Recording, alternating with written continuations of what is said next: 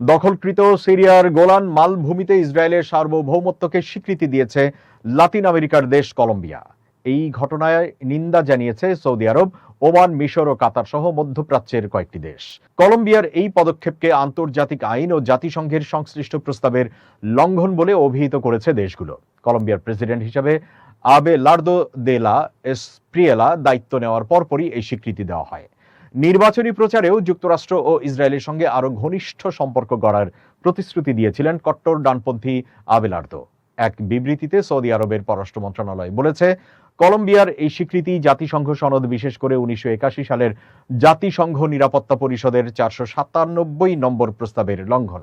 ওই প্রস্তাবে দখলকৃত সিরিয়ার গোলান মালভূমিতে ইসরায়েলের আইন, বিচারিক এখতিয়ার ও প্রশাসন প্রয়োগকে অকার্যকর এবং আন্তর্জাতিক আইনে কোনো বৈধ প্রভাববিহীন ঘোষণা করা হয়েছিল। আবারও দীর্ঘদিনের অবস্থান পুনর্ব্যক্ত করে সৌদি পররাষ্ট্র মন্ত্রণালয় জানিয়েছে, গোলান মালভূমি দখলকৃত সিরীয় আরব ভূখণ্ড।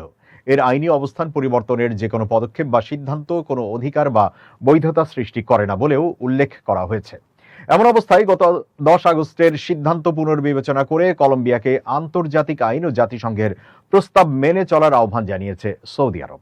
একই সঙ্গে আঞ্চলিক নিরাপত্তা, স্থিতিশীলতা এবং ন্যায়সঙ্গত ও স্থায়ী শান্তি প্রতিষ্ঠার প্রচেষ্টায় সমর্থন অব্যাহত রাখার আহ্বান জানানো হয়েছে। কলম্বিয়ার এই সিদ্ধান্ত দৃঢ়ভাবে প্রত্যাখ্যান করেছে মিশরের পররাষ্ট্র মন্ত্রণালয়। একই সঙ্গে ইসরায়েলকে দখলকৃত সিরীয় ভূখণ্ড থেকে সরে যাওয়ার আহ্বান জানিয়েছে মিশর।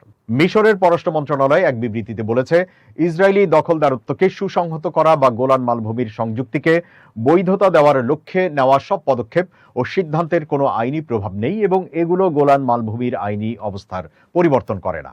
কলম্বিয়ার এই পদক্ষেপের নিন্দা জানিয়ে কাতারের পররাষ্ট্র মন্ত্রণালয় বলেছে, দখলকৃত গোলান মালভূমি নিয়ে জাতিসংঘের সংশ্লিষ্ট প্রস্তাব অনুযায়ী গোলান মালভূমি আরব ভূখণ্ড।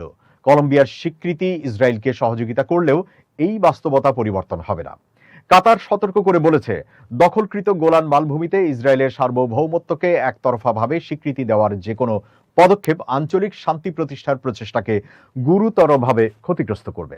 এছাড়া গোলান মালভূমিতে ইসরায়েলের সার্বভৌমত্বকে কলম্বিয়ার স্বীকৃতি দেওয়ার সমালোচনা করেছে ওমান।